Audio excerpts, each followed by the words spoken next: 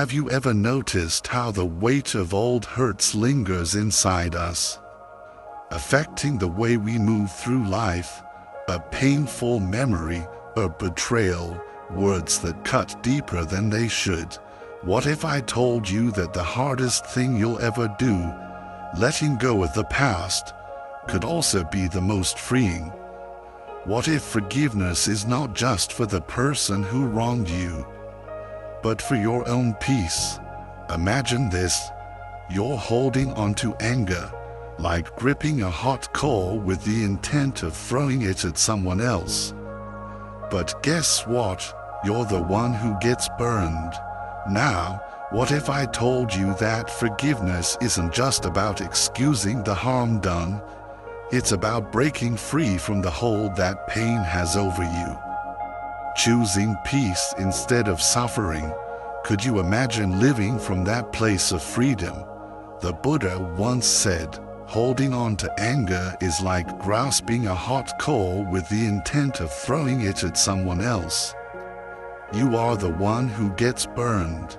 What if, instead of letting that anger rule you, you could break the cycle and find peace? Today, let's explore how the practice of forgiveness through Buddhist wisdom can not only heal the wounds of the past, but help you create a future of inner strength and freedom. There's a quiet pain we often carry, pain that might be buried deep, but it's still there, lurking beneath the surface, a memory of betrayal, harsh words that were never deserved, and moments we wish we could undo. But what if I told you the hardest thing we'll ever do is also the most liberating? What if forgiveness isn't something we give to others, it's something we give to ourselves, so we can finally let go of the chains that hold us back? The Buddha once said, holding on to anger is like grasping a hot coal with the intent of throwing it at someone else. You are the one who gets burned. Imagine holding onto that coal, the heat from it searing your palm, yet you continue to grip it. The other person isn't even feeling the heat. It's you who suffers. That's what anger does. It keeps you tied to the past and to the harm that's been done to you, even long after the other person has moved on. Forgiveness is the antidote. It is not about excusing what happened. It's about choosing to stop suffering over it. In Buddhism, forgiveness is seen not as a moral obligation, but as a path to liberation.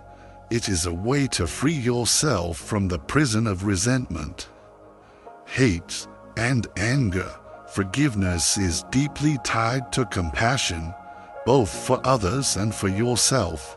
It's an act of self-liberation, where you release the pain and suffering that has been weighing you down.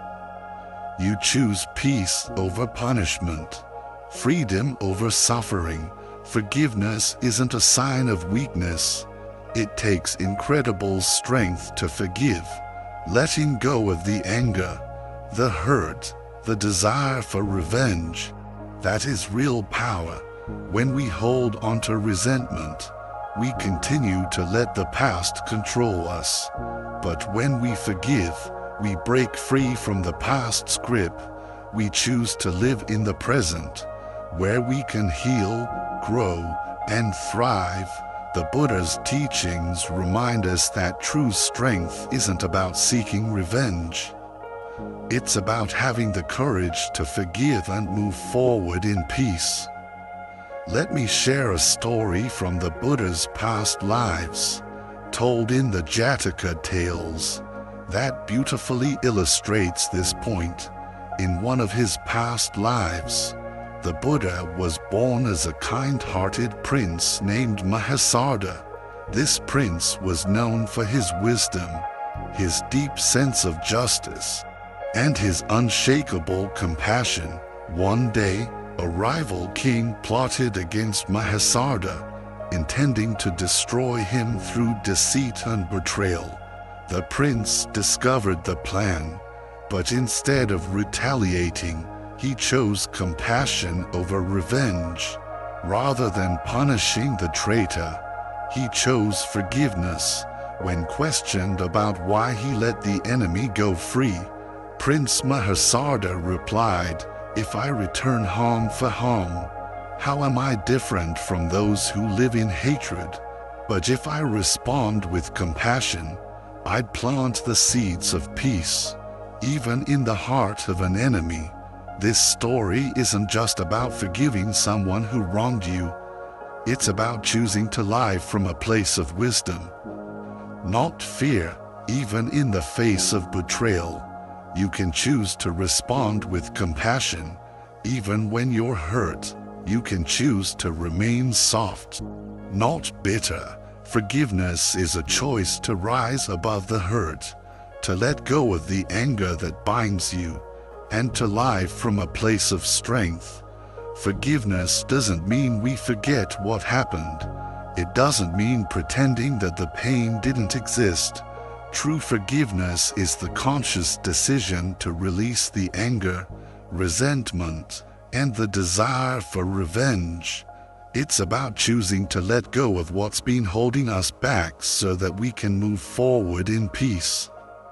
Forgiveness is not for the one who wronged you. It's the greatest gift you give yourself.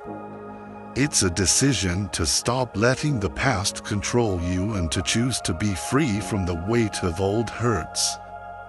When we forgive, we lighten our emotional load.